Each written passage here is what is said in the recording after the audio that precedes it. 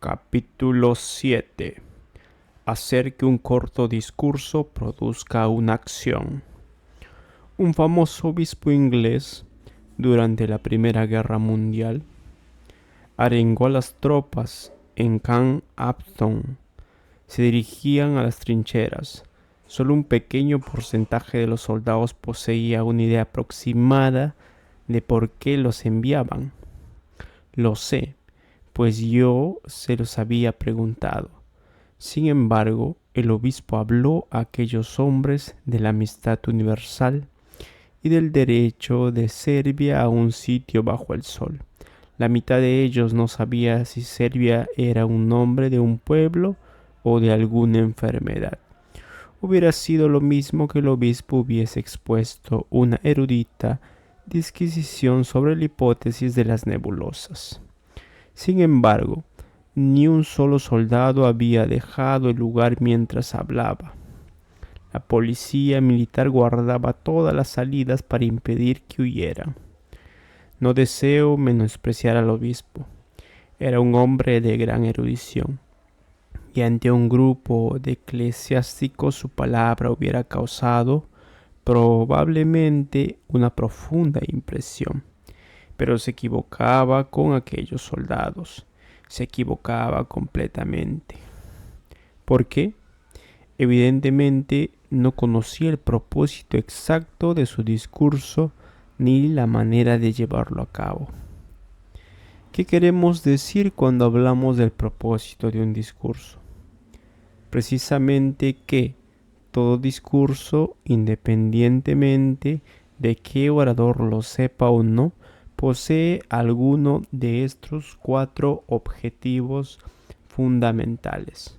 Número 1. Persuadir u obtener acción. Número 2. Informar. Número 3.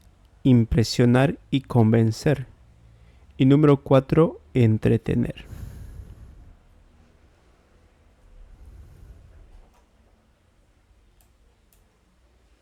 Ilustraremos estos puntos mediante una serie de ejemplos concretos de la carrera oratoria de Abraham Lincoln.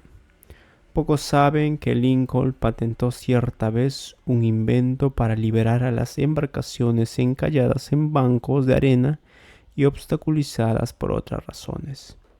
Confeccionó un modelo de su aparato en un taller mecánico cercano a su despacho de abogado.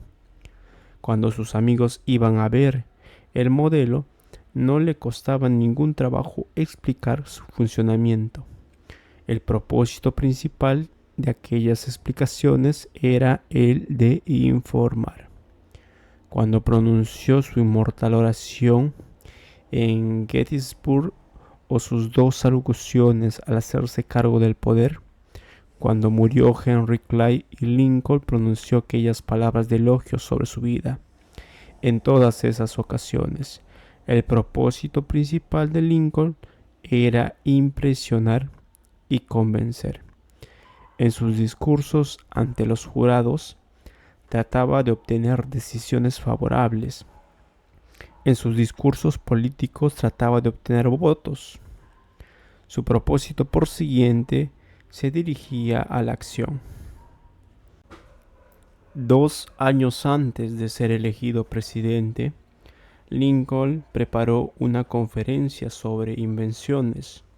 Su propósito era entretener. Al menos ese había sido su objetivo, pero no tuvo mucho éxito en este sentido. En realidad, su carrera como conferenciante popular fue poco feliz. En cierta ciudad, nadie fue a escuchar su conferencia, pero tuvo un éxito extraordinario en sus otras disertaciones. Algunas han llegado a ser ejemplos clásicos de expresividad. ¿Por qué?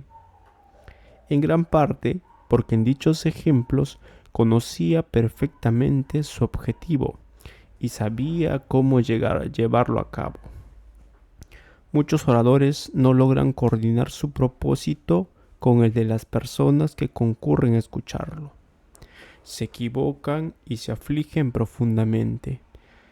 Por ejemplo, Cierta vez un miembro del Congreso de los Estados Unidos fue abucheado, sitiado, obligado a abandonar el antiguo hipódromo de Nueva York porque había pretendido pronunciar un discurso informativo, sin duda inconscientemente, pero no obstante, con gran imprudencia de su parte. La gente no quería informaciones, quería que la entretuvieran. Lo escucharon con paciencia y educación durante 10 minutos, un cuarto de hora, esperando que el acto tocara pronto a su fin. Pero no fue así. El orador continuó divagando. La paciencia del público se agotó. No podía aguantar más. Alguien comenzó a aplaudir irónicamente. Otros lo imitaron de modo inmediato. En pocos segundos, 1 millar de personas silbaban y gritaban. El orador, un poco lerdo e incapaz de advertir la naturaleza de su auditorio, tuvo la mala idea de continuar. Aquello los encendió. Se avecinaba una batalla. La impaciencia del público se elevó al nivel de la ira. Se propusieron hacerlo callar. Cada vez con mayor intensidad crecían sus protestas como si se avecinara una tormenta. Finalmente, el rugido de la multitud, las manifestaciones de su cólera, ahogaron las palabras del orador. No podría haber sido escuchado desde 6 metros de distancia. Se vio entonces obligado a ceder, reconocer su derrota y retirarse lleno de humillación. Aproveché este ejemplo.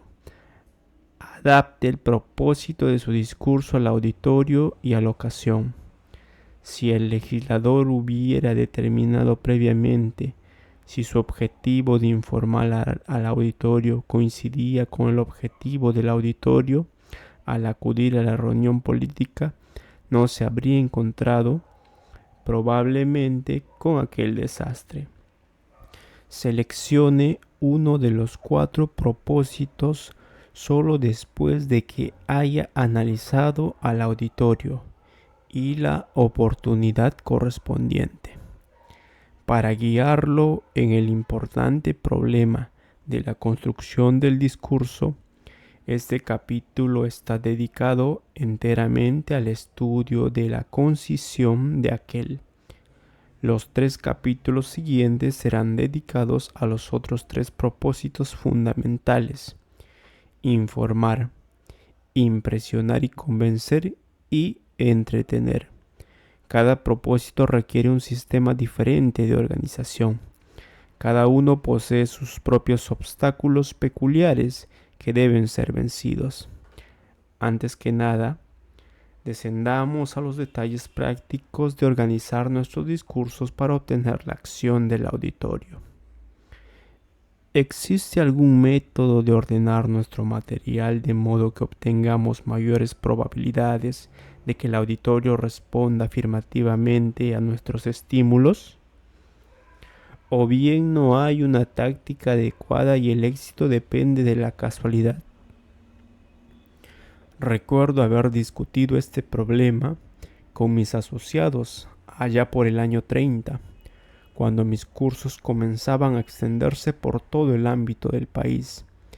A causa del número de nuestro grupo, utilizábamos un límite de 2 minutos en las disertaciones pronunciadas por los miembros de la clase.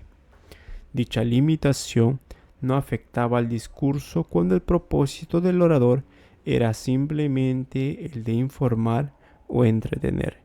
Pero cuando nos encontrábamos con el discurso tendiente a la acción, las cosas eran diferentes.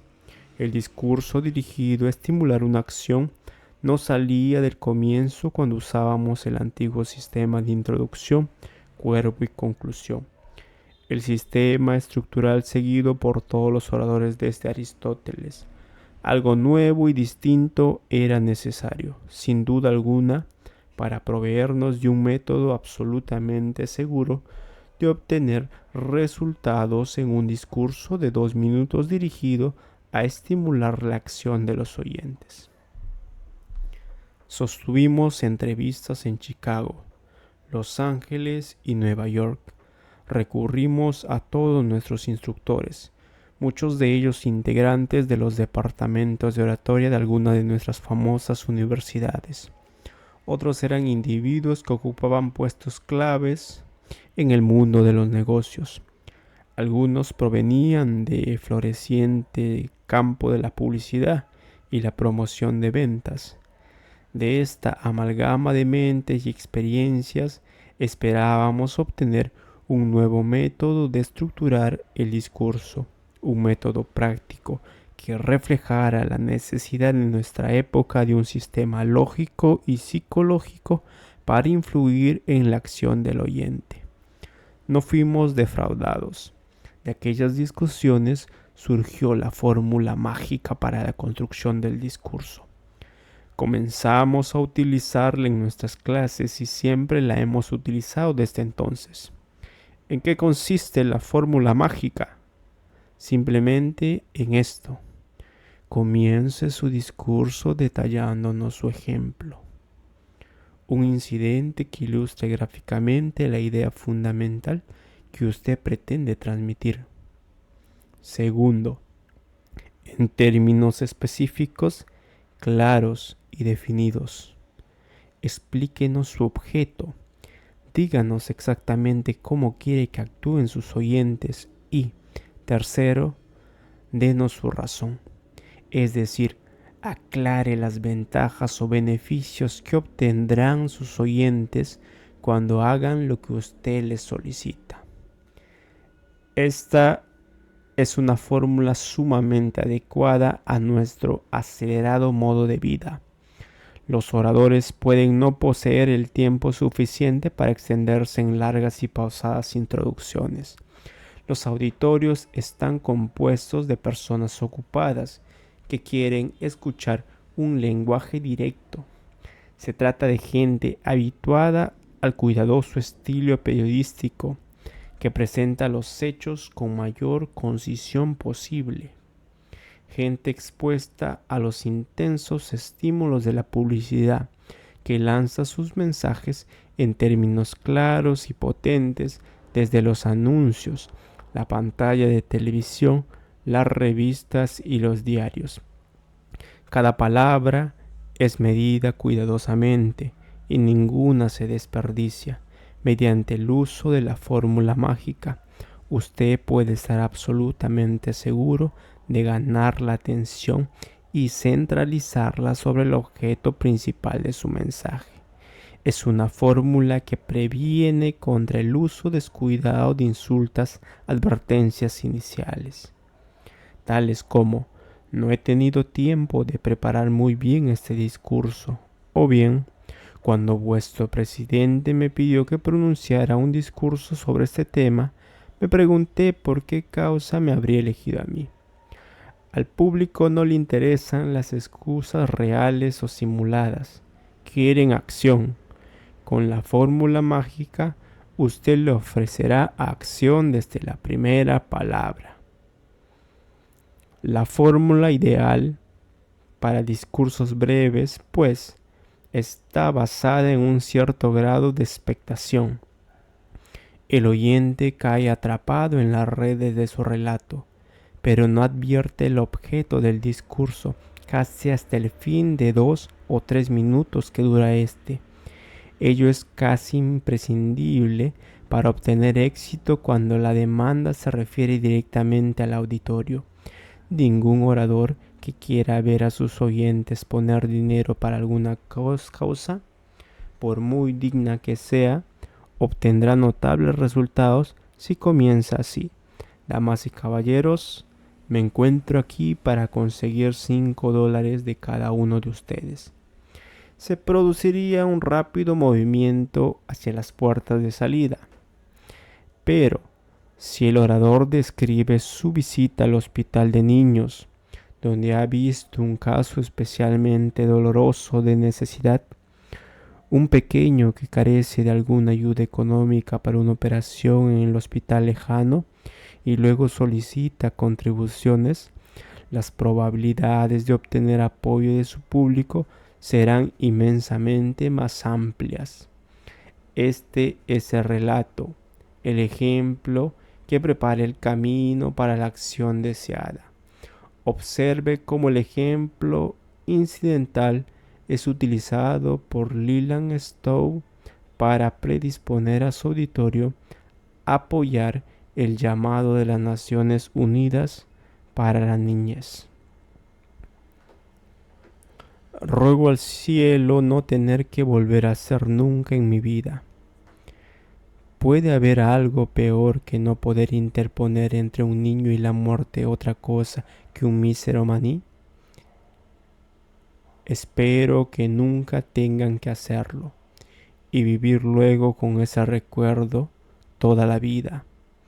Si hubiera escuchado sus voces, si hubiera visto su mirada, aquel día de enero en los distritos obreros bombardeados de Atenas. Sin embargo, todo lo que yo podía ofrecerles era una lata de maníes. Mientras me esforzaba por abrirla, me hallé en medio de docenas de anhelantes criaturas, multitudes de madres llevándose a sus bebés en brazos. Empujaban y luchaban para no distanciarse. Levantaban a sus pequeños y me los mostraban. Manos minúsculas que no eran más que piel y huesos que se agitaban convulsivamente. Traté de distribuir los manís lo mejor posible.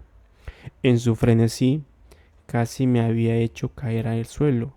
Cientos de manos suplicantes, crispadas, desesperadas, todas ellas dolorosamente pequeñas. Un maní aquí, otro allí. 6 se deslizaron entre mis dedos, y hubo a mis pies un alboroto salvaje de cuerpos extenuados. Otro maní aquí, otro allí. Centenares de manos suplicantes, centenares de ojos de donde había desaparecido la luz de la esperanza. Me quedé allí, desolado, con una lata vacía entre mis manos. Sí, espero que nunca le suceda algo así.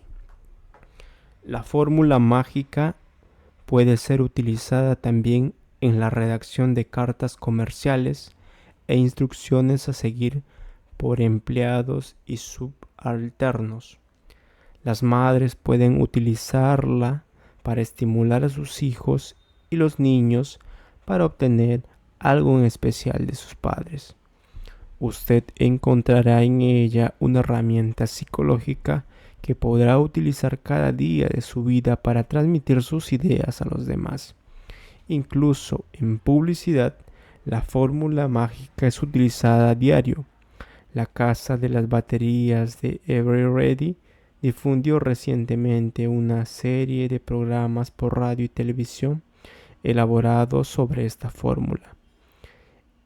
En el paso del ejemplo, el locutor se refirió al caso de una persona que en altas horas de la noche se vio de pronto atrapada en su coche después de haber volcado.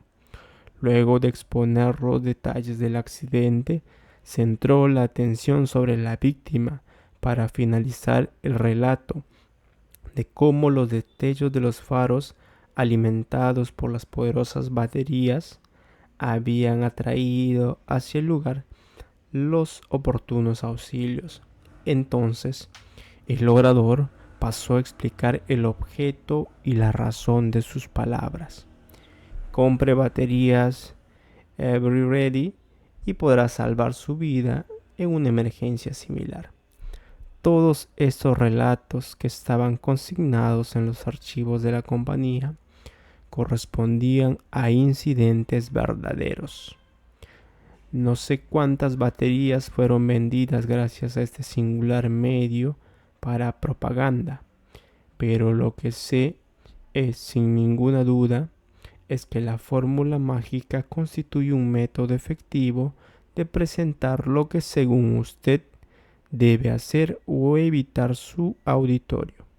Subiremos los peldaños que nos llevan a nuestra meta uno por uno. Primero, ofrezca su ejemplo, un incidente de su vida. Esta es la parte más extensa de su discurso. Describirá usted una experiencia que le haya enseñado alguna lección. Los psicólogos dicen que aprendemos de dos maneras distintas. Una de ellas es la ley del ejercicio, en virtud de la cual una serie de incidentes similares nos llevan a un cambio en nuestras normas de conducta. La otra es la ley del efecto. En este caso, un solo acontecimiento puede producirnos tal impresión que determine un cambio en nuestra conducta. Todos hemos pasado alguna vez por estas raras experiencias. No tenemos que ahondar mucho en busca de tales incidentes, pues se hallan muy cerca de la superficie de nuestra memoria. Tales experiencias constituyen en gran parte la guía de nuestra conducta. Mediante su fiel reconstrucción, podemos transformar estos incidentes en la base de nuestra influencia sobre la conducta de los demás. Podemos lograrlo porque la gente responde a las palabras casi del mismo modo que a los acontecimientos reales. Por lo tanto, en el paso de ejemplo deberá revivir una parte de su experiencia de tal manera que pueda producir en el auditorio el mismo efecto que produjo en usted originalmente. Esto le obliga a aclarar, intensificar y dramatizar sus experiencias, de tal manera que lleguen a ser objeto de interés y estímulo para sus oyentes. A continuación, hay una serie de sugerencias que lo ayudarán a que este aspecto de su discurso sea claro, intenso y esté pleno de significado. Fundamente su ejemplo sobre una simple experiencia personal. El incidente típico que sirve de base para un ejemplo es especialmente poderoso cuando se refiere a un sencillo acontecimiento que haya producido un efecto dramático en su vida. Puede haber sucedido en pocos segundos, pero en tan breve lapso usted aprendió una lección inolvidable. No hace mucho tiempo, en una de nuestras clases, un individuo habló del terror que había experimentado cuando una vez se dio vuelta su bote e intentó nadar hacia la costa. Estoy seguro de que cada uno de allí presentes grabó bien en su mente que, en una situación semejante, seguiría el consejo del orador, es decir, permanecería junto al bote, volcado hasta recibir ayuda. Recuerdo otro ejemplo, la horrorosa experiencia de un hombre relacionada con un niño y una segadora mecánica volcada. Este suceso quedó grabado en mi mente con tal nitidez que siempre me pongo en guardia cuando los niños andan correteando en torno a mi segadora mecánica. Muchos de nuestros instructores quedaron tan impresionados por sucesos relatados en sus clases que inmediatamente tomaron precauciones para prevenir accidentes similares en sus propios hogares. Uno de ellos guarda en su cocina un extintor de incendios, pues escuchó una vez la vívida exposición de un trágico siniestro que tuvo origen en un percance de cocina. Otro rotuló todos los frascos que contenían veneno y tienen especial cuidado de que se hallen fuera del alcance de los niños. Hizo esto después de haber oído referir la experiencia de una madre distraída que descubrió a su hijo inconsciente en el cuarto del baño, con un frasco de veneno entre sus manos. Una simple experiencia que nos haya enseñado una lección que nunca olvidaremos es el primer requisito de un discurso que estimula la acción. Con incidentes de tal naturaleza, Usted puede incitar al público para que actúe en un sentido determinado. Si es algo que le sucedió a usted, razonan sus oyentes.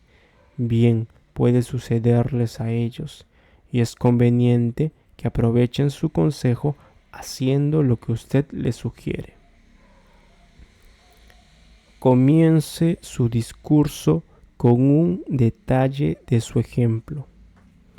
Una de las razones para que usted comience su discurso con el ejemplo es que de tal manera absorberá inmediatamente la atención.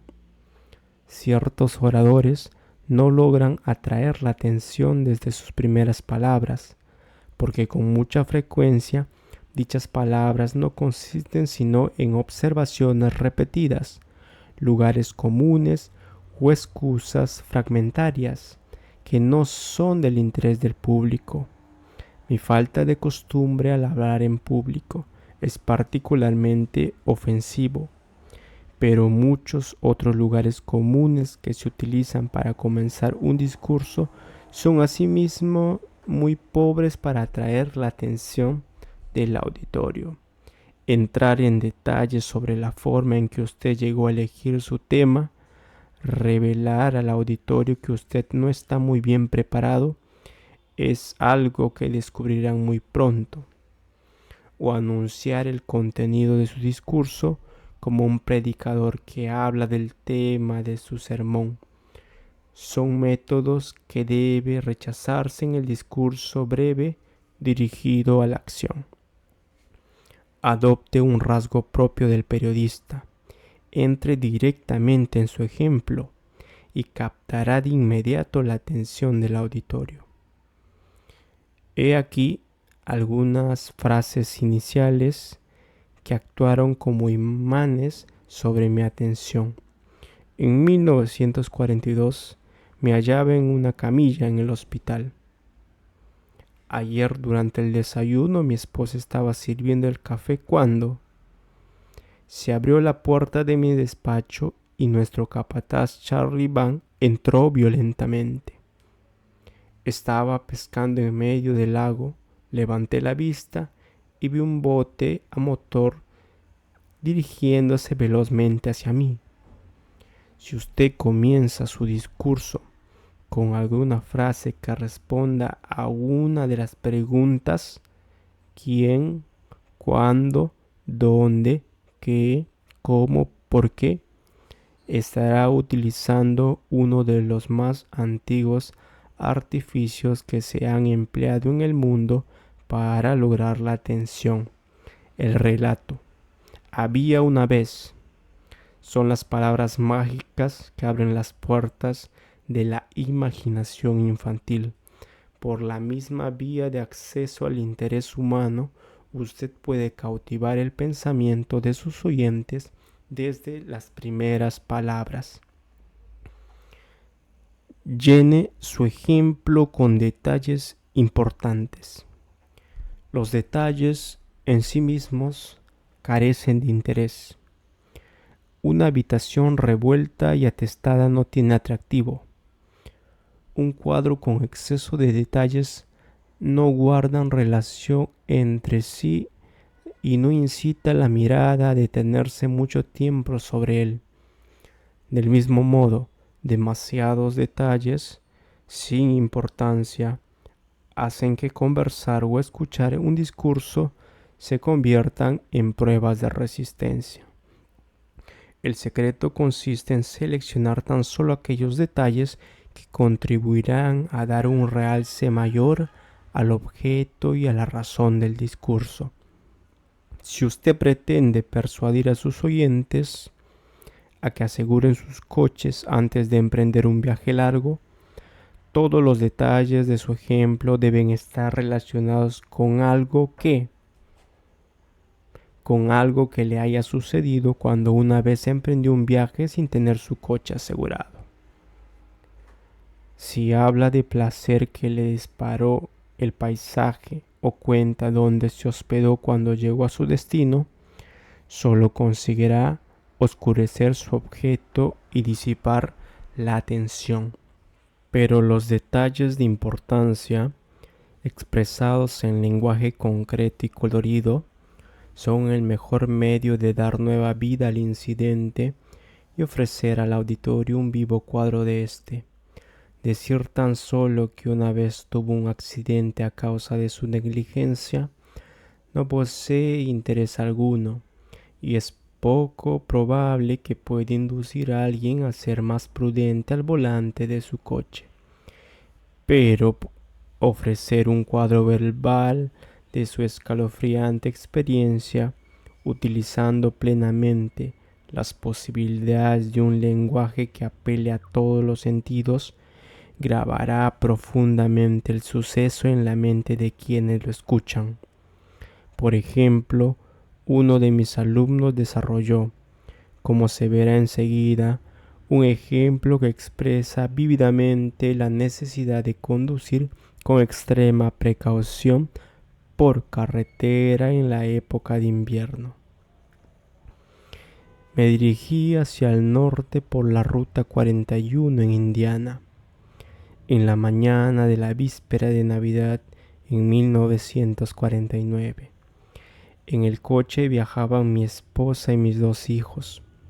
Durante varias horas nos habíamos deslizado sobre una sábana de hielo.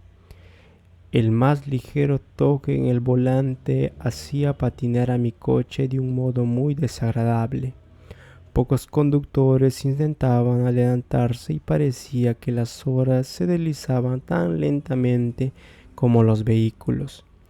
Llegamos entonces a un espacio dilatado, donde el hielo había sido derretido por el sol, y apreté el acelerador para recuperar el tiempo perdido. Otros coches hicieron lo mismo. Todos parecían haber experimentado súbita urgencia por llegar a Chicago antes que los demás. Los niños comenzaron a cantar desde el asiento posterior una vez calmada la sensación de peligro. De pronto la carretera se internaba en una zona arbolada. Mientras el coche ascendía velozmente, pude advertir demasiado tarde que la ladera norte del monte, que aún no había sido alcanzada por los rayos solares, parecía un río de hielo pulido. Vi fugazmente la imagen de 2 coches volcados frente a nosotros, y el vehículo comenzó a girar, perdiendo el control. Fuimos a parar contra un montón de nieve que aún no se había derretido, pero el coche que nos seguía perdió también el control y se estrelló contra el flanco de nuestro propio coche, haciendo caer sobre nosotros una lluvia de cristales. La abundancia de detalles que muestra este ejemplo permite al auditorio imaginarse fácilmente protagonista del suceso. Después de todo, nuestro propósito es conseguir que nuestro auditorio vea y escuche los mismos sucesos y experimente las mismas sensaciones que experimentamos nosotros. La única manera de que usted pueda lograr un efecto semejante es con el uso de los abundantes detalles concretos, como explicamos en el capítulo 4. La tarea de preparar un discurso consiste en reconstruir las respuestas a las preguntas ¿quién?, ¿cuándo?, ¿dónde?, ¿cómo? Y ¿por qué? Debe estimular la imaginación visual de sus oyentes, ofreciéndoles vivos cuadros verbales. Vuelva a vivir su experiencia mientras la relata. Además de utilizar detalles pintorescos, el orador debe resucitar la experiencia que describe. Aquí es donde el lenguaje se aproxima a los límites de la acción. Todos los grandes oradores poseen sentido de lo dramático, pero no está una extraña cualidad que se halla solo en el terreno de la elocuencia. La mayoría de los niños poseen una gran reserva de ella. Muchas personas de nuestro conocimiento están dotadas de un sentido particular de la expresión facial, la imitación y la pantomima, que constituyen una parte, por lo menos, de la inapreciable habilidad de dramatizar. La mayor parte de nosotros posee alguna de esas características y con un poco de práctica y esfuerzo podremos desarrollarlas muchísimo más. Cuanto mayor acción y calidez puede usted poner en el relato de su incidente, más profunda será la impresión que cause en sus oyentes. Por grande que sea la riqueza de detalles que pueda haber en una disertación, carecerá de fuerza si el orador no pronuncia con el fervor capaz de creerla de nuevo. ¿Describe usted un incendio? Muéstrenos la excitación de la multitud mientras los bomberos luchan contra las llamas. ¿Nos cuenta usted una discusión con su vecino? Reprodúzcala, dramatícela. Nos está relatando sus últimos esfuerzos desesperados en medio de las olas mientras el pánico se apodera de usted. Haga sentir a su auditorio la desesperación de aquellos terribles instantes de su vida. Uno de los propósitos de nuestros ejemplos es que nuestro discurso quede grabado en la memoria de quienes lo escuchan. Sus oyentes recordarán sus palabras y lo que usted les haya sugerido solo si el ejemplo logra conmoverlos hondamente. Recordamos la honestidad de George Washington a causa del incidente del cerezo, popularizado en la biografía de Wins. El Nuevo Testamento es un rico tesoro de principios y normas de conducta reforzado con ejemplos plenos de interés humano, como la historia del buen samaritano. Además de haber en su discurso, recuerde con mayor facilidad, el ejemplo lo hace también más interesante, más convincente y más fácil de entender. Su experiencia de la vida es claramente percibida por los oyentes, en cierta medida que sienten inclinados a responder afirmativamente a lo que usted está proponiendo. Con esto llegamos directamente hasta el umbral de la segunda fase de la fórmula mágica. Segunda fase. Enuncie su objeto. ¿Cómo pretende usted que actúe el auditorio? El ejemplo ha llevado más de las 3/4 partes de nuestro tiempo. Considere que solo tiene 2 minutos para hablar, que le quedan aproximadamente 20 segundos para intensificar el tono sobre la acción a la que usted pretende inducir al auditorio y para hablar de los beneficios que sus oyentes puedan esperar si actúan como usted lo sugiere. La necesidad de los detalles ha desaparecido. Ha llegado el momento del empuje, de la afirmación directa. Es el reverso de la técnica utilizada por el periodista. En lugar de poner el título al principio, usted narra las noticias y luego les pone el título, que viene a ser su objeto o llamado a la acción. Este paso está gobernado por 3 reglas. 1. Abrevie y especifique su objeto. Sea preciso al expresar al auditorio lo que usted espera de él. La gente realiza solamente las cosas que entiende con claridad. Es esencial que se pregunte a sí mismo qué es lo que espera que hagan sus oyentes ahora que están dispuestos a la acción movidas por su ejemplo. Es una buena idea intentar redactar el objeto a la manera de un telegrama, tratando de reducir el número de palabras y haciendo que su lenguaje sea tan claro y explícito como sea posible. No diga, ayudé a los internados en nuestro asilo local. Es demasiado general. Exprese así: inscríbase esta noche para llevar a 25 niños a un picnic el domingo próximo. Es muy importante solicitar la acción manifiesta, que puede ser vista en lugar de acciones mentales que son demasiado vagas. Por ejemplo, Piense en sus abuelos ahora y siempre. Es demasiado general para llevar a la acción. En lugar a eso, diga lo siguiente. Propóngase firmemente visitar a sus abuelos este fin de semana. Una declaración como sea patriota podría convertirse en bote el próximo martes. 2. Procure que su objeto sea fácil de llevar a cabo por quienes lo escuchan. Con independencia de que el objeto esté o no sujeto a polémicas, forma parte de la responsabilidad del orador expresar su estímulo a la acción, de modo que sus oyentes puedan entender y llevar a cabo el propósito con facilidad. Uno de los medios más adecuados para ello consiste en ser específico. Si usted quiere que sus oyentes acrecienten su capacidad de recordar nombres, no les diga, empiece ahora mismo a acrecentar su capacidad de recordar nombres. Algo tan general es difícil de realizar.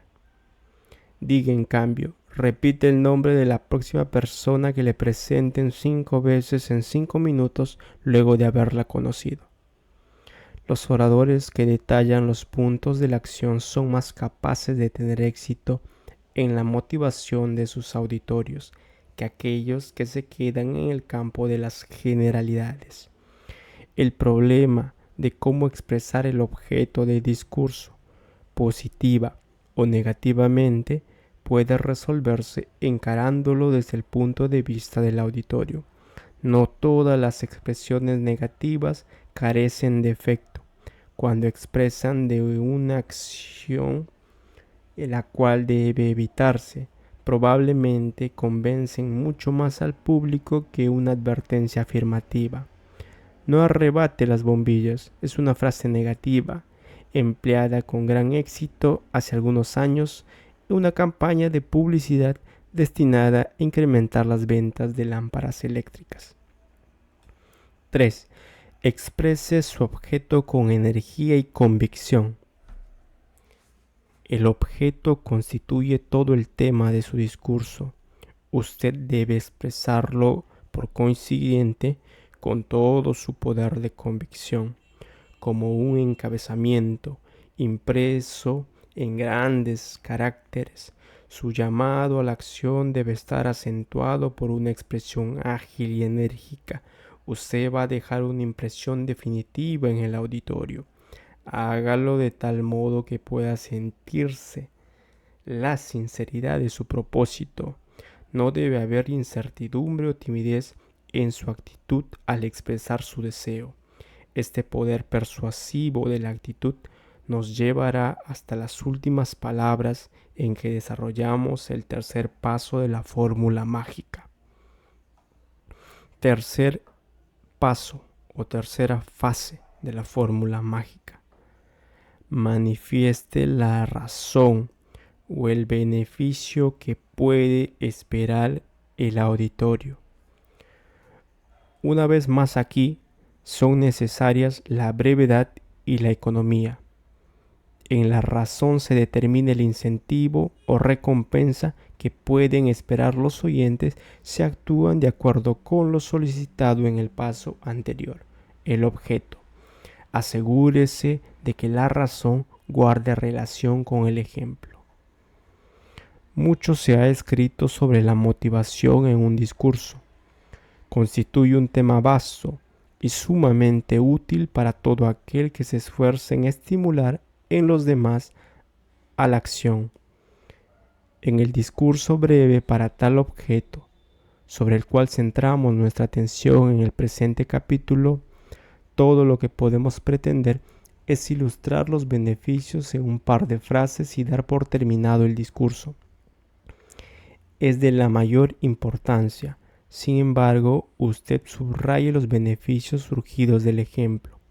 Si usted asegura haber ganado dinero comprando un coche usado e incita a sus oyentes a comprar un vehículo de segunda mano, debe subrayar el hecho de que ellos también pueden gozar de las ventajas económicas de comprar automóviles usados. No debe desviarse del ejemplo dando como razón para la compra las circunstancias de que algunos modelos antiguos son más elegantes que los últimos modelos. Asegúrese de poner énfasis en una razón solamente. La mayoría de los vendedores pueden dar media docena de razones por las cuales usted debería comprar sus productos.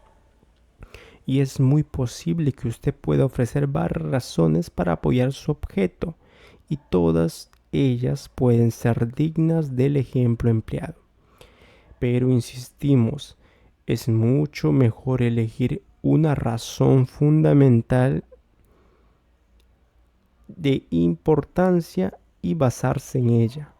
Las palabras finales que usted dirija al auditorio deben ser tan claras y definidas como el mensaje de un aviso publicado en una revista. Si usted estudia estos avisos en los cuales se ha empleado tanto talento, desarrollará la aptitud necesaria para manejar el objeto y la razón de su discurso. Ningún aviso pretende vender más de un producto o una idea por vez. Pocos de ellos, en las revistas de mayor circulación, emplean más de una razón para inducir a comprar. La misma compañía puede cambiar la motivación según los diversos medios, la televisión y los periódicos, por ejemplo, pero difícilmente la misma firma empleará motivaciones distintas en un mismo tipo de aviso, sea auditivo o visual.